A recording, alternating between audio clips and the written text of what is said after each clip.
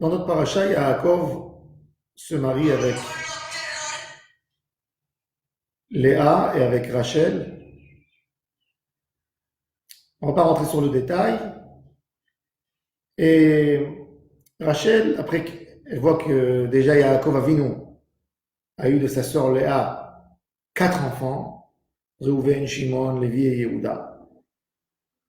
Elle voit qu'elle, elle n'a pas amené des enfants à Yaakov. Vatere Rachel kilo yaleda le Yaakov. Vatekane Rachel barachot à Rachel est jalouse de sa sœur. Elle a dévoilé les signes à sa sœur pour se marier avec Yaakov. Sa sœur a 4 enfants et elle n'a rien.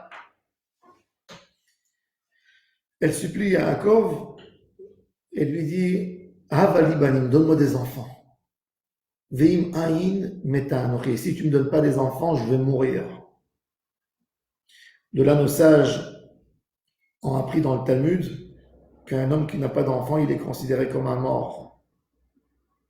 Elle dit je suis un arbre sec qui n'a pas de fruits.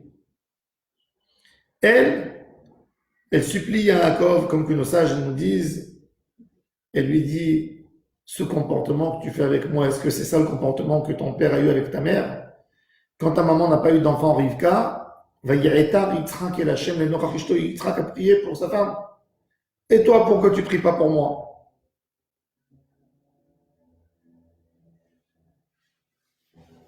Et Yaakov lui dit, est-ce que je suis à la place de Dieu qui t'a privé d'avoir un enfant? Alors qu'est-ce qu'elle lui dit? Rachel, tu sais quoi? Tu vas épouser ma servante, comme qu'elle a fait ta grand-mère avec ton grand-père, Sarah avec Abraham, et peut-être, grâce à elle, moi aussi, j'aurai des enfants. C'est quoi cette histoire? C'est quoi ce discours entre eux? Yaakov, il lui dit, je ne suis pas à la place de Dieu, et elle lui propose de prendre sa servante. Le discours, le débat entre eux, c'est est-ce que tu pries pour moi ou tu pries pas pour moi? Yaakov, il nous se met en colère contre Rachel. Il se met en colère, pas parce qu'elle lui a demandé de prier, parce qu'elle a menacé, elle a dit Veim aïn meta anochi, je vais mourir sinon. Il ne voulait pas qu'elle s'insulte à elle-même, comme il dit Orachaim Akadosh. Mais le Keli Yakar, il dit quelque chose d'autre. Il dit Yaakov, il a prié pour Rachel. Le tzaddik, quand il prie, normalement, il est censé que cette fille-là soit acceptée. Un tzaddik qui parle avec Akadosh Baruch Hu, pourquoi veux-tu que cette fille-là ne soit pas exaucée? Yaakov, il dit à Rachel, j'ai fait tout, mais moi je ne suis pas Dieu. C'est-à-dire, moi j'ai fait pour me rapprocher à Hachem, mais je sens qu'il y a un barrage entre moi et Hachem. Et c'est pour ça qu'il utilise le nom de rigueur. Atachat Elohim Ani, il dit, je ne suis pas Elohim, mais je suis en bas. Je sens qu'il y a quelque chose qui empêche ma fille de pénétrer devant le trône céleste. Et il y a Rachel, il y a quelque chose qui empêche. Vérifie chez toi. Toi, tu es tzadékette à 100%. Toi, tu me dis, donne-moi des enfants. Comme si de ta part à toi, c'était tout à fait bien. De la part de ma mère Rivka, tout était bien. Il y avait un mauvais décret. C'était la fille de Lavan. C'était un rachat. Quand tu lui as fait la bénédiction, il lui a fait du mal. Alors, il fallait une prière de Yitzhak pour qu'elle ait un enfant. Mais toi, Yaakov, il dit à Rachel, toi, est-ce que tout est bon de ta part? Parce que moi, je suis Tachat Elohim, je prie, et je vois que ça se bloque quelque part. Quand quelqu'un il fait une tfila, la tfila est peut-être exaucée. Parce que la tfila, c'est un autre niveau, c'est un niveau de Emouna, c'est un niveau que Hachem nous donne. Mais il y a une chose qui peut empêcher la tfila, c'est nos averot. C'est-à-dire la tfila en elle-même, elle doit être exaucée. Dès que tu demandes à Hachem, Hachem il a créé dans le modèle du monde, le modèle de fonctionnement du monde, c'est que dès que je demande quelque chose, je dois être exaucé. C'est le système. Il y a quelque chose d'autre qui peut perturber ma tfila de monter en haut, c'est ma averot. C'est pour ça qu'on demande toujours que nos fautes, elles n'empêchent pas la tfila. On fait une tfila pour ça aussi. Pour que nos avérotes n'empêchent pas notre tfila d'être exaucée. Alors, Yaakov Avinu, il dit à Rachel, moi, j'ai fait un effort pour prier. J'ai fait un effort que Akadosh Baruch Hu écoute ma prière. Mais si je vois que je ne suis pas exaucé, peut-être que tu as quelque chose à te reprocher toi aussi.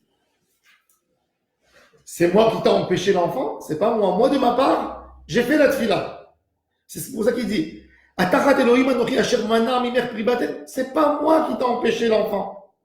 Le problème, il ne vient pas de moi. C'est pas parce que moi, j'ai pas prié. J'ai prié. Je demande pourquoi mon père, il a prié avec ma mère. Ma mère était propre, était pure. Donc, la prière de mon père a aidé. Qu'est-ce qu'elle fait, Rachel? Rachel, elle comprend. Elle dit peut-être le fait que j'étais jalouse de ma sœur, c'est une avéra. J'étais jalouse d'elle. Au lieu d'être contente et joyeuse pour ma sœur qui était délaissée et qu'en fin de compte, Yaakov l'a prise grâce à moi, j'étais jalouse en train de... Dès que je l'ai vu qu'elle est tombée enceinte, j'ai commencé avec une crise de jalousie. Peut-être qu'il faut que j'enlève la jalousie. Qu'est-ce qu'elle va faire, Rachel? Elle va faire un comportement extrême. Si j'étais jalouse de ma sœur, comment maintenant je vais réparer la jalousie? Pas ma sœur, je vais prendre ma bonne. Ma bonne que... De voir ma bonne, la femme de Yaakov, c'est la chose la plus dure. Et elle va faire un enfant et je ne serai pas jalouse. Et c'est moi qui vais le nommer. C'est moi qui vais fêter pour ma bonne. Et là, peut-être Akadosh Baruch Hu va avoir pitié de moi. C'est-à-dire, Rachel, elle cherche la teshuva extrême. Si j'étais jalouse jusqu'à maintenant et j'étais pas d'accord que Akadosh Baruch Hu donne à ma soeur des enfants, maintenant, je vais amener ma bonne qui va se marier avec Yaakov. Je ne serai pas jalouse d'elle. Je vais fêter. Je vais célébrer la naissance de cet enfant qui sort d'une bonne. Et là, je ferai la réparation de la faute de la jalousie. Et c'est ce qu'elle a fait. Vatar Bilha, Vateled le Yaakov ben lui donne Bilha. Vatomer Rachel Danani Elohim vegam Shama Bekoli. Rashi, qu'est-ce qu'il dit? Danani vechivani, Danani vezikani. Bilha, elle fait un enfant. Rachel, elle dit Dieu m'a jugé et Dieu m'a donné l'idée aussi de pouvoir réparer. Et je pense que maintenant, j'aurai l'enfant. Mais la teshuva, elle n'est pas encore sincère. Donc, qu'est-ce qu'elle fait? Rachel, elle continue avec l'effort. Et après, il va y avoir la deuxième étape dans sa teshuva. Il va venir Naphtali. Un deuxième. Hachem, il veut voir à quel point elle a réparé la jalousie. Qu'est-ce qu'elle dit? Naftule Elohim niftalti machoti gam yacholti. Maintenant, je suis contente pour ma bonne, pour Bilha, qu'elle a eu 2 enfants. Donc, je sais que même ma jalousie par rapport à ma sœur est partie complètement. Et c'est pour ça qu'elle dit Naftule Elohim niftalti machoti. J'ai réussi à guérir le problème que j'avais avec ma sœur, Léa. Gam yacholti. Maintenant, c'est déjà un deuxième qui sort de ma bonne. Même pas de ma sœur. Yacholti. Léa, elle voit que Rachel, elle fait ça. Et Léa, elle comprend que, comme il y avait une jalousie avec les mandragores, avec eux, parce que c'est écrit que quand il y a eu l'histoire des mandragores, Rachel, elle dit à sa sœur, donne-les-moi, c'est moi qui les mérite. Donc, elle voit que sa sœur, elle fait un travail sur elle pour pouvoir avoir des enfants. Alors Léa, elle dit, de ma part aussi, je suis rentré aussi, moi, dans cette scène de jalousie et ne pas donner à l'autre. Moi aussi, je vais faire un effort. Et elle donne, elle aussi, sa bonne. Et à Kadosh Baruch Hu, là, il va entendre la prière de Rachel et il va lui donner un enfant. Asaf Elohim et Trefpati. Yosef, c'est le tikkun. Yosef, c'est le tikkun amidot de sa maman. Et c'est pour ça, Yosef, c'est le tikkun de la jalousie de ses frères aussi. Et c'est pour ça que Mashiach ben Yosef, c'est le tikkun de nos midot. Avant qu'il va venir Mashiach ben David, avant qu'il va y avoir une révélation de Géoula, on a besoin de faire un tikkun amidot. De casser ce qu'il y a en nous, le côté négatif qu'il y a en nous. De regarder l'autre. Yosef Hatzadik, c'est celui que ses frères ont voulu le tuer, le massacrer depuis qu'il est né. Et c'est celui qui rend la gentillesse. Pourquoi? Parce que cet enfant, à la base, il est venu suite à un grand tikkun de sa maman. Rachel, Yaakov l'adorait du moment où il l'a vu. Il a travaillé 7 ans pour elle. Et il lui disait tous les jours, tellement il l'aimait, c'est comme des jours. Donc Rachel était la fiancée la plus aimée de tous les temps. Cet amour qu'elle a reçu de son mari Yaakov, elle était remplie d'amour, de joie. Et tout d'un coup, on la perturbe. Son père lui fait un jeu, donne Léa. Elle est enragée. Elle ne veut pas faire honte à sa sœur, elle donne. Elle donne à sa sœur le secret pour être avec Yaakov. Ok, je t'ai pas humilié. Mais l'enfant, il est à moi. C'est moi le principal de la maison. Mais Akadosh Baruch Hu, il a d'autres comptes. Il ne veut pas que Yaakov divorce de Léa. Donc il lui donne des enfants pour l'attacher à Yaakov. Parce que la volonté d'Hachem, c'est que Yaakov ait 12 enfants. Et il veut qu'il reste attaché à elle. Donc Akadosh Baruch Hu, il a ses comptes. Mais Rachel, elle n'est pas prête de recevoir. Quand quelqu'un il est jaloux, c'est-à-dire qu'il n'est pas d'accord avec les comptes d'Akadosh Baruch Hu. Et c'est là, tout doucement, Rachel, elle fait un chemin où elle travaille sur elle, de recevoir le sort d'Akadosh Baruch Hu, d'accepter, de comprendre Akol Me'et Hashem. Et c'est quelque chose, c'est d'être serein avec soi, c'est de pouvoir pardonner à ta soeur, de pouvoir te pardonner, de pouvoir vivre avec une vie compliquée et de passer avec. Et ça, c'est exactement Yosef Hatzadik. C'est de là vient la puissance de Yosef, de ce travail de sa mère, qu'elle l'attrape et qu'elle essaye d'aimer sa sœur. Elle fait un travail. Elle fait quelque chose de terrible. Elle fait quelque chose, elle va donner sa bonne à Yaakov. La femme l'a tellement aimé. Yaakov ne lui réclame rien.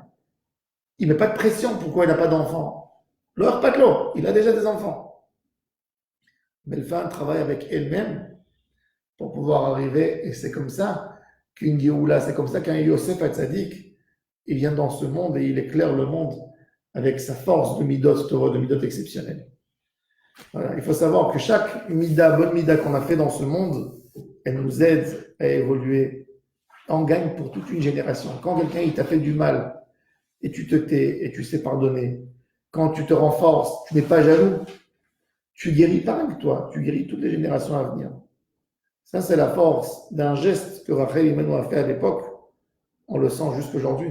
Et on a besoin de Mashiach ben Yosef. Il ne peut pas y avoir Mashiach ben David s'il n'y a pas Mashiach ben Yosef avant pour réparer les midotes de la génération.